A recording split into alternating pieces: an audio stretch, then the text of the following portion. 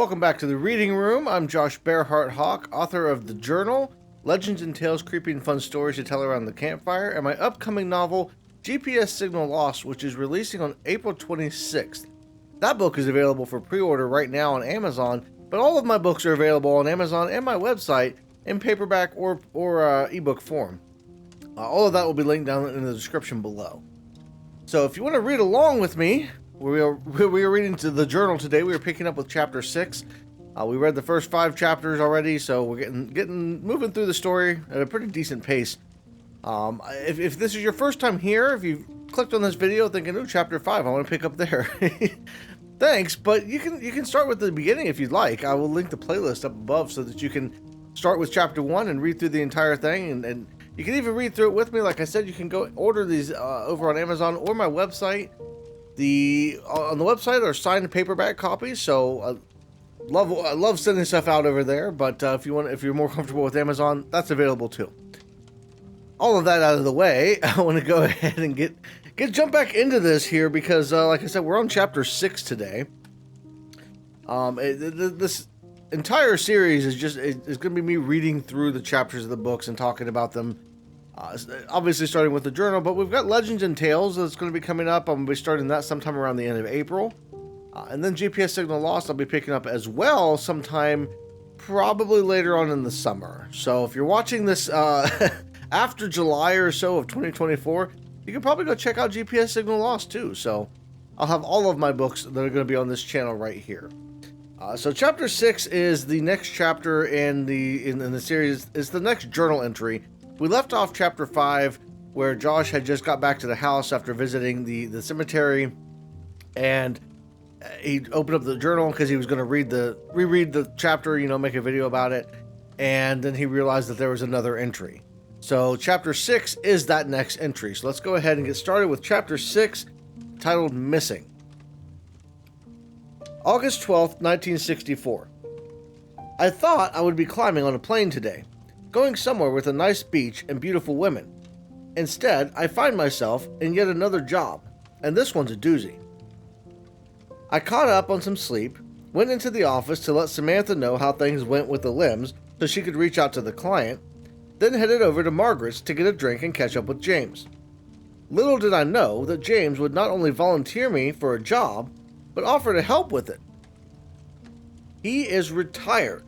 He should be staying in the bar and enjoying himself, not following me around on what feels like a job that isn't going to end well.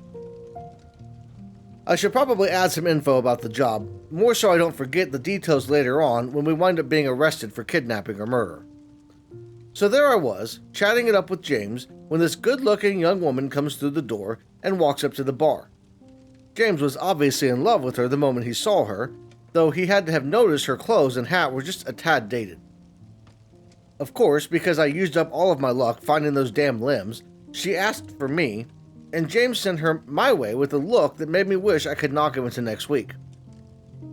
But this wasn't a normal job. Oh no, that would be too easy. This job involves a missing person. To make an exceedingly long story short, or as short as I can, no wonder I use so many notebooks, the client's name is Dee, and she claims her daughter went missing about 6 months ago. I told her this sounds more like a case for the police, but she said she had run out of patience with them because they keep telling her that the girl probably just ran off with a boy and will return when she feels like it. Dee doesn't buy this explanation, and to be honest, I have a hard time with it as well, as I've heard about cases like this too often where a body is found months or years later, and thinks that something terrible has happened to her. The daughter's name is Persephone, and her last known whereabouts are somewhere in north-central Ohio. Of course it would be my home area. I was going to turn down the job because I don't get involved in missing persons cases as a rule, but James decided that he couldn't stand by quietly like a good barkeep, and told her we would take the job. I have nothing against my adopted dad, but he really needs to learn when to call it quits. Between that goblet a few years ago and now this, I think he is trying to make my life more difficult than it needs to be. After Dee left, I spent the next 2 hours trying to talk him out of it to no avail. So I guess this is a thing now, and James will be working the case with me. I was just glad that he didn't offer to do it for free. More details about the missing girl. She is 5 foot 6 inches tall with light brown hair. Small frame, weighs somewhere in the ballpark of 110 pounds. Dee wasn't sure about the weight, so this is the best guess. Had friends in Mount Vernon and Danville, a couple of other cities that Dee couldn't remember. Loved to hang out in cemeteries with her friends. Was known to get pass out drunk in front of them from time to time, or in them from time to time. My kind of girl. Last time Persephone spoke to Dee was the end of February, the 27th or 28th. She was planning to come home to visit at the end of March. Since it sounds like the police won't be of much help, I asked James to reach out to them. That should keep him busy for at least a few hours.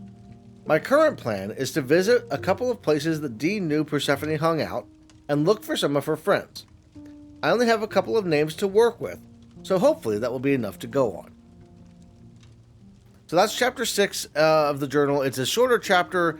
Some of these, the journal entries are shorter, but we're getting into a part of the book here shortly where there's not as many journal entries as the case starts to kind of unwind and we start to learn new things about it. So that's going to be it for this video. I want to thank you all for watching. Like I said, you can go check out these books. You can pick up your copy on Amazon today or get a signed copy over on my website. You can also join the Patreon. If you want to join the Patreon, you'll get all the updates of the latest stuff that I'm working on. New releases like GPS Signal Lost, access to that kind of stuff, behind the scenes content, all the normal Patreon kind of stuff, as well as your name in the video. So you can go check that out if that's something you're interested in. Otherwise, that's all I got for now. Come back next week for chapter 7. I want to thank you all for watching. Everybody have a great day, and I'll see you in the next one.